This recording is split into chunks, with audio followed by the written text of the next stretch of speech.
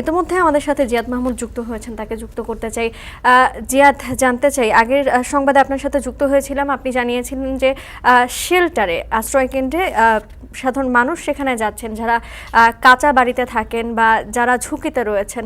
জানতে চাই যে তাদের পরবর্তী সময়গুলো তারা কিভাবে পার করবেন এবং এখনো মাইকিং করা হচ্ছে কিনা, যারা এখনো আশ্রয় কেন্দ্রে যাননি তাদেরকে নেওয়ার কোনো ব্যবস্থা করা হচ্ছে কিনা।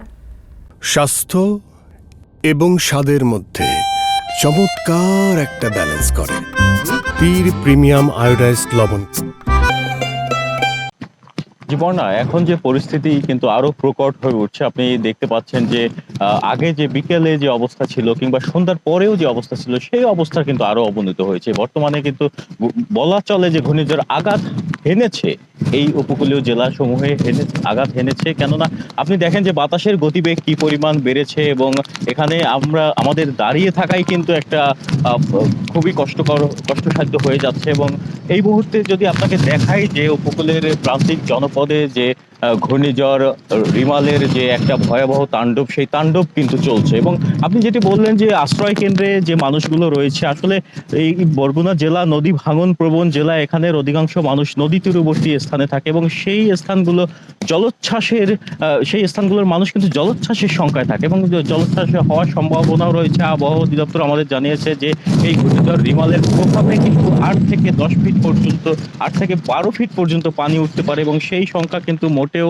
অগ্রাহ্য করার মতো নয়। এবং সেই কারণেই কিন্তু মানুষগুলো সব ইয়াতে চলে আসছে, আশ্রয় কেন্দ্রে আশ্রয় নিয়েছে। এবং প্রশাসনের তরফ থেকে আমরা আপনাকে জানিয়ে রাখি যে 2007 সালের ঘূর্ণিঝড় সিডর থেকে শিক্ষা পেয়ে প্রশাসন কিন্তু এক বিন্দু অবহেলা করছে না তাদের কার্যক্রম চালাতে এবং তারা কিন্তু সার্বক্ষণিক যে প্রচারণা, সেই প্রচারণা চালাচ্ছে। এবং আপনাকে জানিয়ে এই মুহূর্তে দেখাই যদি যে কি একটা অবস্থা হয়ে যাচ্ছে। সিডরের সময় আমরা এইরকম অবস্থা দেখেছি, এবার যে আইলা ঘূর্ণিঝড় সেই সময় এখানকার এই অবস্থা দেখেছি যে বাতাসের যে শোষো শব্দ, সেই শোষো শব্দই একটা আতঙ্কের সুর কিন্তু বাজছে উপকূলে।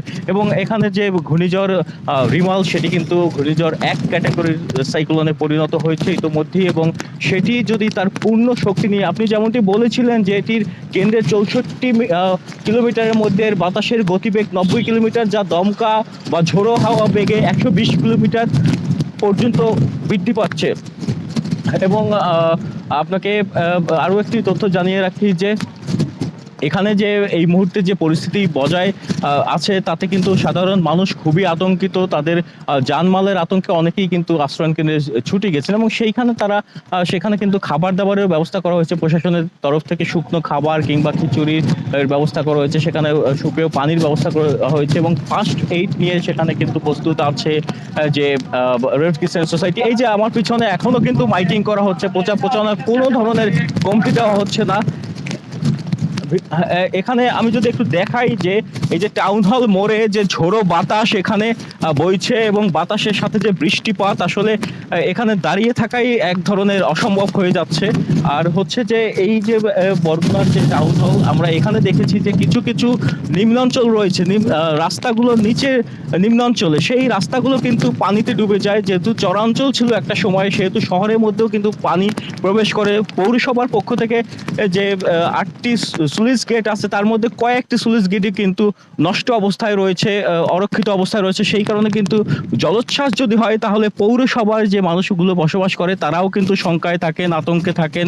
এবং সেই সাথে আপনাকে জানিয়ে রাখি যে জেলে পল্লীগুলোর জেলে যারা রয়েছেন, যদিও 65 দিনের নিষেধাজ্ঞা চলছে, সমুদ্রে জেলেদের থাকার সম্ভাবনা খুবই কম, তবুও অনেকেই জানিয়েছেন যে অনেক জেলেরা কিন্তু প্রশাসনের চক্ষু উপেক্ষা করে মাছ শিকার করতে সমুদ্র গিয়েছেন। তারা কিন্তু অনেকে হয়তো নিরাপদে আশ্রয় নিয়েছেন, আবার অনেকে হয়তো তাদের অবস্থায়, তাদের যে ভাগ্যে কি আছে সেটি আসলে আমাদের জানা নেই। এবং আপনাকে জানিয়ে রাখি যে এই গতি যদি অব্যাহত রাখে ঘূর্ণিঝড় রিমাল, তাহলে কিন্তু যে আবহাওয়া অধিদপ্তর থেকে জানানো হয়েছে যে পূর্ণ শক্তি নিয়ে যদি আঘাত করে তাহলে কিন্তু বেশ ক্ষয়ক্ষতির সম্মুখীন হবে উপকূলীয় জেলা বরগুনার মানুষ। এই ছিল বরগুনা থেকে আমার কাছে সবশেষ। বর্ণা।